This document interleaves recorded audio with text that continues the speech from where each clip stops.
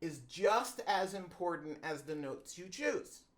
Being able to create, and that's what you mentioned early in the intro, leading tones. Melody components that create tension, that sort of, they almost propel you to the next musical moment. That part of this is the secret sauce that when I meet people who have done music for years and years and years, they've never listened or appreciated or ever been told this kind of stuff. You might have heard it somewhere else, but for us, it's literally the most important part of it. Moving on from, do you want to talk about?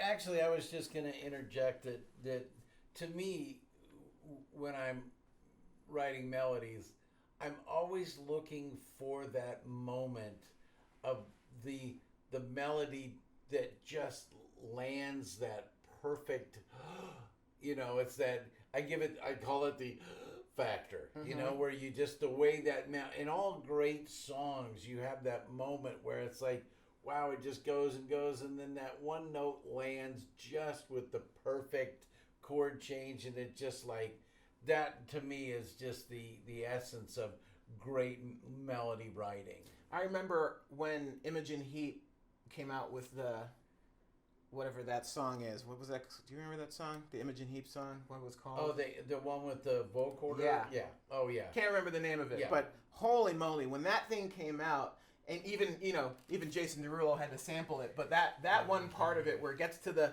what would be, I guess, the bridge. Yeah. And it's like, what you say, what you say, and like that whole section of the song, every note is just, the note and the cadence and the whole thing is just absolutely so brilliant. Ridiculously intense. Plus, a very rare thing you can say about that song is a lot of the melodies in there might remind you of a little bit of this or a little bit of that, but those melodies stood on their own. Oh, absolutely. Absolutely. Yep. Yeah, really, really intense. But anyway, moving on from note selection, which as we get into more illustrative parts of the series in terms of actually pulling out a guitar or actually playing chords and melodies together and possibly even writing a song for you guys in the studio, we'll get really technical with what we're talking about. But the next section is cadence. And I want to talk about this from a very, very Music 101 perspective first. So every modern melody in a mainstream song has three options. Three options in terms of where they come in. They can come in before the downbeat as a lead-in melody. I was running to the way, right? Okay, so that's a lead-in melody. Or you can have a song where the melody starts right on the downbeat. I'm gonna run all day, right? So that's right on the beat. And then you have your melodies that come on the and. And the and can move around, but essentially it's, I want to make it to the, you didn't know, I don't know why they're country songs, but nonetheless, they're just easy to illustrate that way. So with every melody you write, and this is something I tell every band I work with every melody you write, try it in all three positions. Try it as a lead-in melody, try it as on the downbeat melody, try it as an and melody. Now sometimes there are great songs where it's not just on the and, it's on the and of the and. Like there's a I don't know, you can't be, like there's a million songs like that. You can move it around and it can be, don't you tell me that you're, like you can make that longer. You can make the downbeat, crawling in my skin. Great example. Right on the downbeat. So there's a million really, really cool things you can do. But a lot of people, they hear a melody in their head and then they get stuck with where they've placed it because it's, they've either sang it into their phone or whatever it is. Try every single melody you have as a lead-in, as a downbeat, and as an and. And then you can sort of make an informed decision as to where it should go. But I was going to actually add to that the other thing that I find very, very useful is mixing and matching. So in other words, if you start your chorus on the down. Well, I was going to get to that. I was going to get to that. I was going to get to the myth. So here's the myth. Preemptive there. So I worked with a producer for a few years here when I was in California, who shall remain nameless, but he refused to change the format for melodies. Right, sure. So every verse melody had to be on the and. Sure. Every pre-chorus melody had to be on the downbeat, Right. and every chorus melody had to have a lead-in chorus, Yeah. like every single one.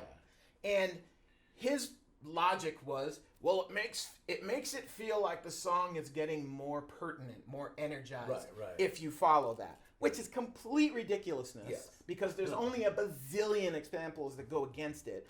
But it is a basic thing to think about. Yeah. To be able to say, okay, well, what if I start the verse on the and, I start the pre-chorus on the downbeat, and I start the chorus as a lead-in? There's nothing wrong with knowing that as a template and saying, you know what, that's an option. And it may even be a good starting point for a lot of people who are sort of experimenting on how to create intensity in a track. It doesn't have sort of the power you think it does when you evolve beyond it. But in the beginning, it's actually a pretty fun thing to do. And as Bob was just alluding at, as you advance, the next thing you do is you switch them all around. You gotta lead it, like just wrote a song with Starset that has the verse is a lead-in verse. Yeah.